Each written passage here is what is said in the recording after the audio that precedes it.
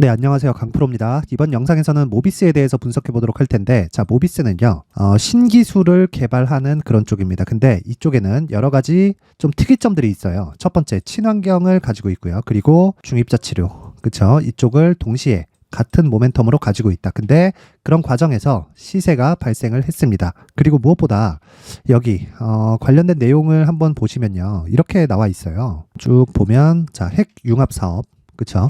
이쪽이 친환경입니다. 근데 이런 쪽에서 성과가 나오기는 사실상 조금 멀어요. 왜 그러냐면 핵융합 쪽은 지금 미국에서 이제 시연에 성공을 했거든요. 그러면 이런 부분이 상용화 단계까지 갈 때까지는 사실상 얼마가 걸릴지 누구도 모릅니다. 누구도 몰라요. 그래서 이런 쪽은 연구가 활발하게 진행 중이지만 아직까지 주가 측면에서 뭔가 모멘텀을 받아서 정말 막 10배, 20배 이렇게까지 가기에는 아직까지는 무리가 있다. 그쵸? 그리고 밑에 입자 가속기, 그쵸? 이쪽도 뭐 중입자 치료제나 이쪽하고 연관이 되어 있는 건데 이쪽도 아직까지는요. 뭐 10배씩, 20배씩 이렇게 올라가는 상황이 만들어지는, 즉 제가 이야기 드리는 건 핵융합이나 입자가속기나 실적을 토대로 움직이는 그런 쪽에서는 아직까지는 무리라는 겁니다. 그런데 시세는 항상 선반영을 합니다. 그리고 이 선반영하는 과정에서 차트를 빼놓고 생각할 수가 없어요. 그래서 이 관련된 부분에 대해서 제가 오늘 이야기를 드리도록 할 테니까 영상 끝까지 시청하시고요. 구독과 좋아요 부탁드리겠습니다. 자, 그리고 한 가지 이야기 짚고 넘어가겠습니다. 모비스는 지금 투자 경고를 달고 있습니다. 근데 투자 경고를 달고 있다고 해서 올라가는 주식이 빠지는 건 아닙니다. 물론 뭐 어느 정도까지의 조정 구간은 만들 수 있지만 투자 경고가 뭐 주가를 아예 뭐 훼손한다거나 그렇게 만들지는 않아요. 그거하고는 상관이 없으니까 그런 부분은 무시하고 진행을 하시면 됩니다. 예를 들어서 뭐 주가가 올라가면서 뭐 고가에서 뭐 투자 경고를 받게 되고요. 그 투자 경고로 인해서 뭐 주가가 50% 60%씩 빠진다. 만약에 왜? 이건 세력주니까. 그렇죠? 시가총액 1,500억짜리 올라와서 1,500억짜리예요. 이게 막 상한가를 치면서 달려가요. 그렇죠? 상한가를 치면서 달려갑니다. 뭐 여기에는 뭐 초전도체 관련된 이야기 여러 가지 이야기들이 있지만 제가 이야기를 드리는 내용은 한 가지라는 거예요. 무엇이든 가격이 먼저 반영한다. 하지만 모비스는 세력주다. 그렇죠? 이 세력주라는 건 어떤 모멘텀을 가지고 가격을 먼저 반영시키는 과정에서 세력이 적극적으로 개입한다는 거예요. 그럼 대형주는 뭘까요? 세력이 있기는 하지만 이런 1,500억대, 2,500억대, 그쵸? 3,000억 이하의, 그쵸? 이런 중급이라고 좀 보기 어려운 소형주들 중에서 내가 영향을 끼칠 수 있을 만큼 세력들의 힘이 많이 약화됩니다. 왜 그러냐면 대형주들은 힘이 사이즈가 크기 때문에 그래요. 자, 그러면 제가 지금 이야기를 드리려는 이야기가 뭐냐? 모비스는요, 세력주고 세력의 움직임에 따라서 주가가 변동을 보일 수 있다는 겁니다. 그런데 그 세력의 움직임은 차트로 볼 수 있다는 거예요. 왜 그러냐면 주가가 움직이는 데는 먼저 가격이 먼저 반영하기 때문입니다. 자, 보세요. 모비스가 대략 한 저가 말고 여기 2,000원 정도로 잡겠습니다. 그렇죠? 시세의 시작점을. 근데 2,000원부터 지금 8,000원까지 4배가 올랐어요. 4배가. 한 달, 두 달. 그렇죠?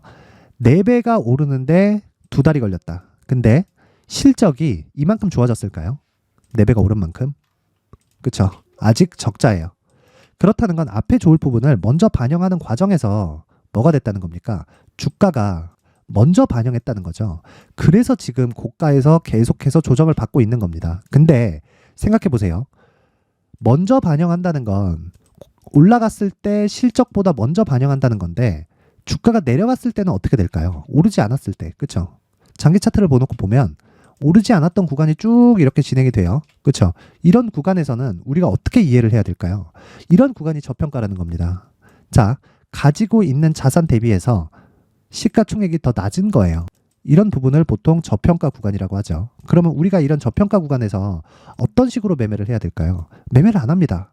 그러면 우리는 언제부터 매매를 해야 될까요? 신고가를 달성할 때부터 매매를 합니다. 왜?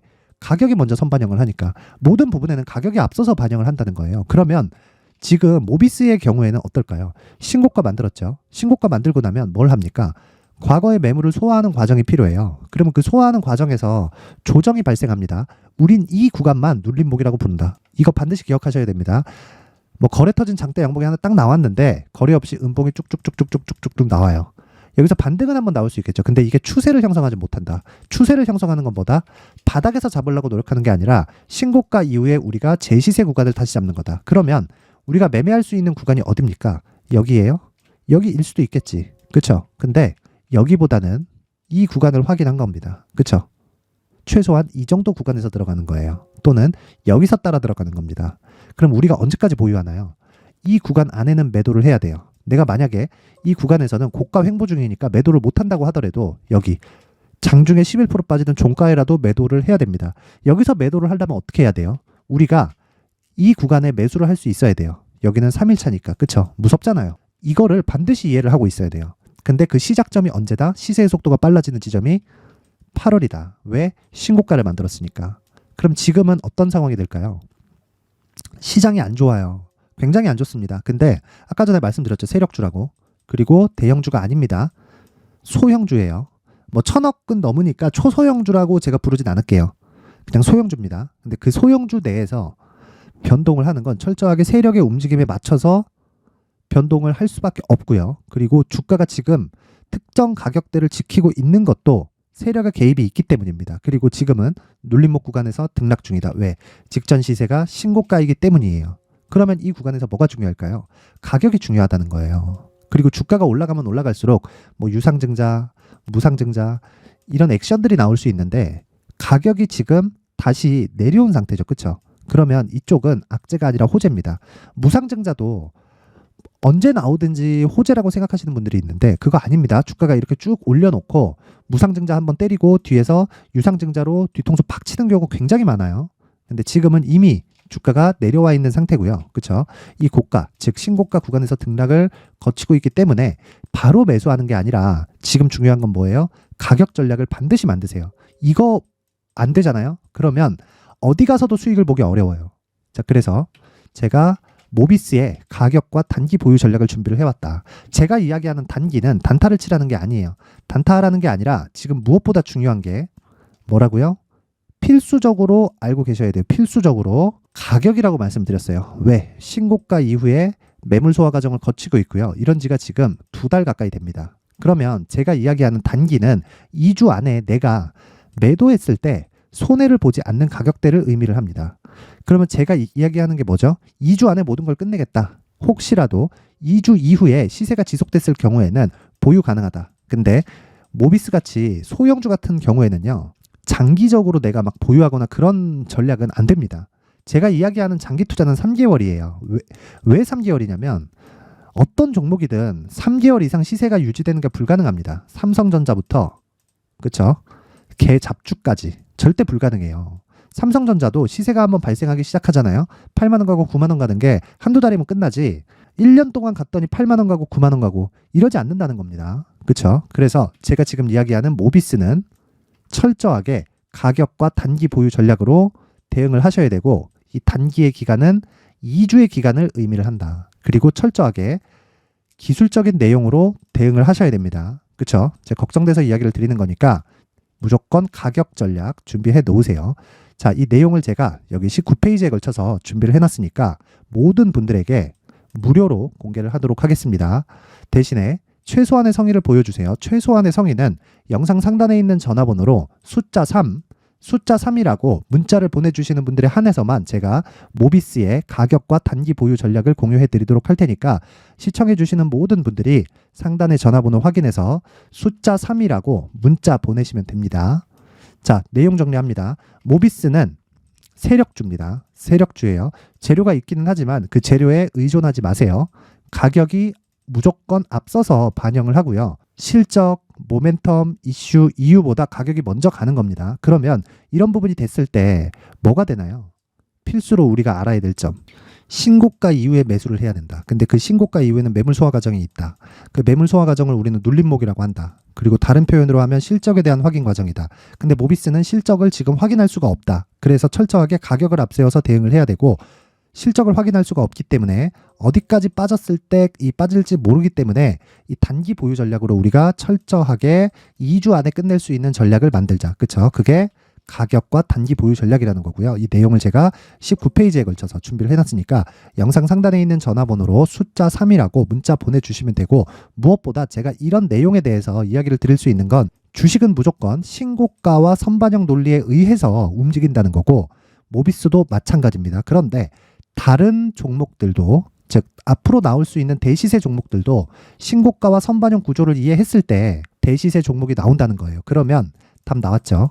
앞으로 발생할 수 있는, 즉 신고가 이후에 발생할 수 있는 대시세 종목이 어떤 종목이 있는지, 그리고 그 첫 번째 단계인 신고가 구간에서 활용할 수 있는 검색기와 기법까지 모두 무료로 받아갈 수 있게 제가 준비를 해놨으니까 영상 끝까지 시청하시고 구독과 좋아요도 하나씩 부탁드리고요. 무엇보다 중요한 건 반드시 이해를 하시고 가셔서 모든 분들이 성공 투자하셨으면 좋겠습니다. 자, 이제 23년도 다 끝나가지만 매매를 하시면서 스트레스를 받으시는 분들이 있을 수 있습니다. 시장이 항상 그렇긴 하지만 그래도 제 구독자분들과 시청해 주시는 분들을 위해서 앞으로 차기 주도주가 될 수 있는 대시세 종목을 준비를 해왔습니다. 물론 단타에 목말라 하시는 분들이 있을 수 있습니다. 자, 그런데 단타의 문제는요, 위험관리입니다. 단타에서의 위험관리는 손절 말고는 없기 때문입니다. 자, 그래서 항상 제가 단타는 재능이 필요하다고 이야기를 드리는데, 단타에서의 재능은요, 단순하게 차트를 보면서 단타를 치는 기술적인 문제가 아닙니다. 손절에 대한 심리적인 압박을 이겨내면서 매매를 해야 되기 때문에 장기간 유지하기가 사실상 어렵습니다. 한두 번 해보면